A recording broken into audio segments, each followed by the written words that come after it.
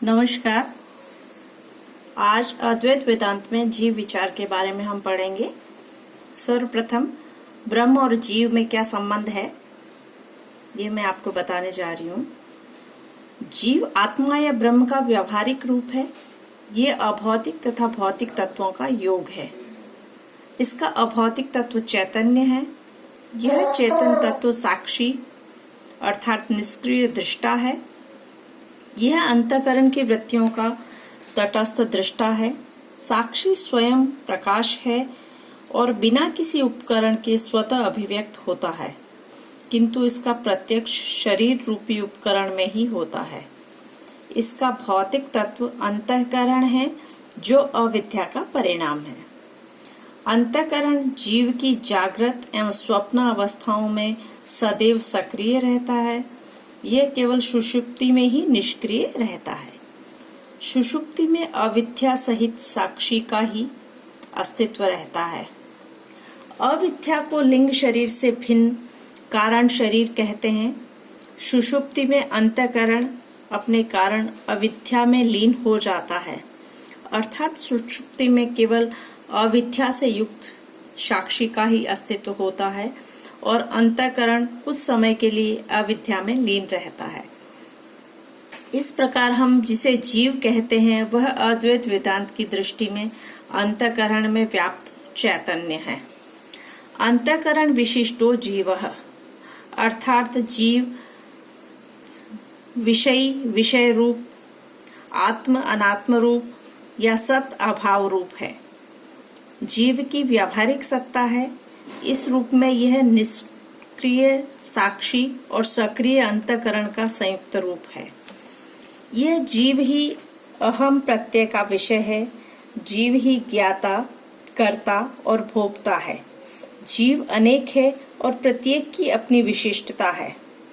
अद्वैत वेदांत की तत्व मीमांसा में ब्रह्म की ही एकमात्र सत्ता स्वीकार की गई है।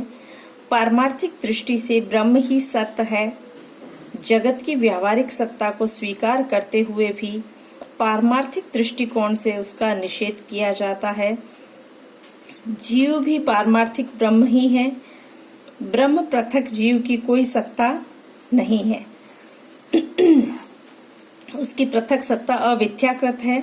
तात्पर्य यह है कि जीव अनादि अविद्या के कारण ब्रह्म से भिन्न अपने अस्तित्व का अनुभव करता है।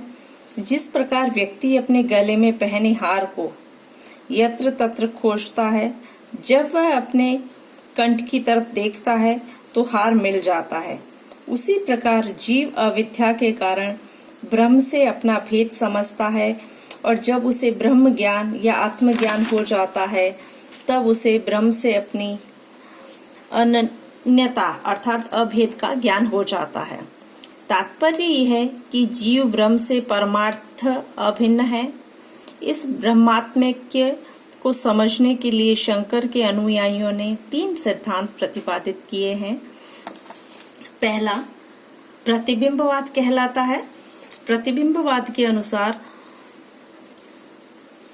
विवरण प्रस्थान के अनुयायी ब्रह्म और जीव के संबंध के विषय में प्रतिबिंबवाद की अवधारणा प्रस्तुत करते हैं।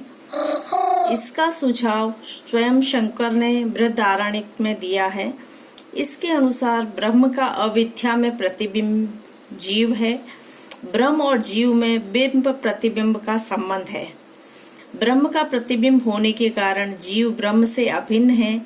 जैसे एक ही चंद्रमा के अनेक प्रतिबिंब भिन्न भिन्न जलाशयों में पड़ते हैं और जल की स्वच्छता एवं मलिनता के अनुरूप प्रतिबिंब भी स्वच्छ या मलिन दिख पड़ता है।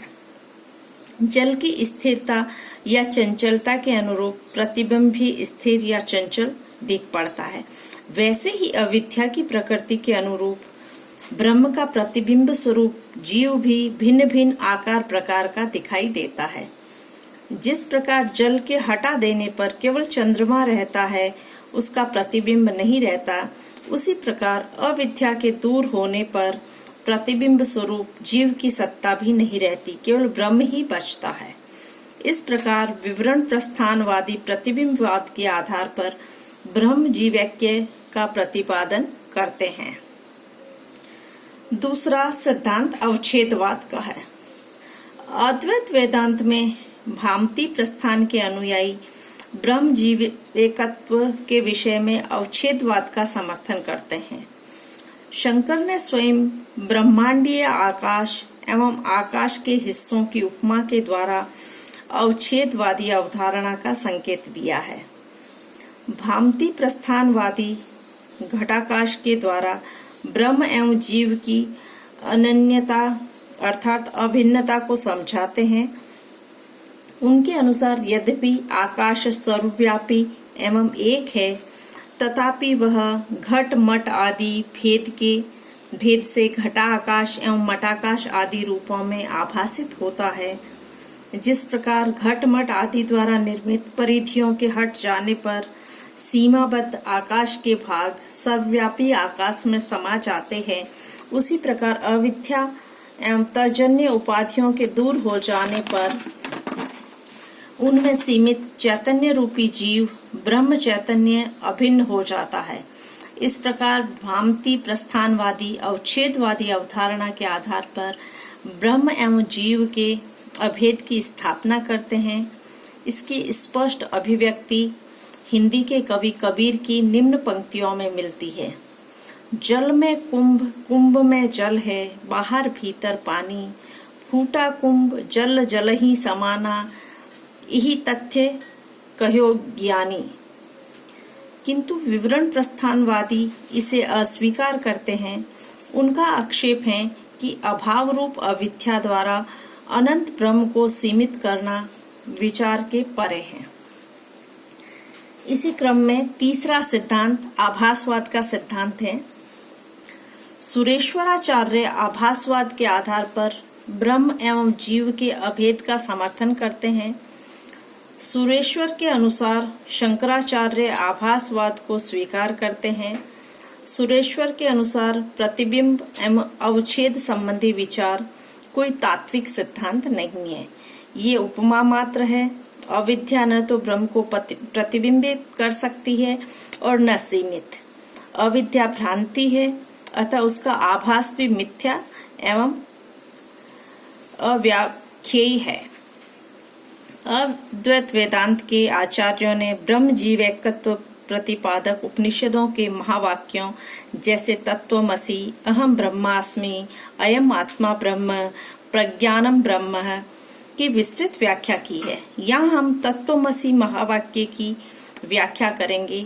तत्वमसि महावाक्य उल्लेख छांदोग्य उपनिषद में प्राप्त होता है, जिसमें त्वम अर्थात जीव का, तत् अर्थात ब्रह्म के साथ ऐक्य या अभेद का ज्ञान कराया गया है।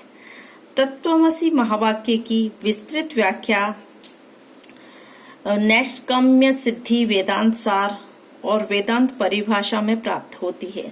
सुरेश्वराचार्य ने तत्वमसि की व्याख्या के लिए नैष्कर्म्य सिद्धि में 3 सोपानों या कड़ियों का सहारा लिया है। ये है समानाधिकरण संबंध, विशेषण विशेष्य भाव संबंध और लक्ष्य लक्षण संबंध।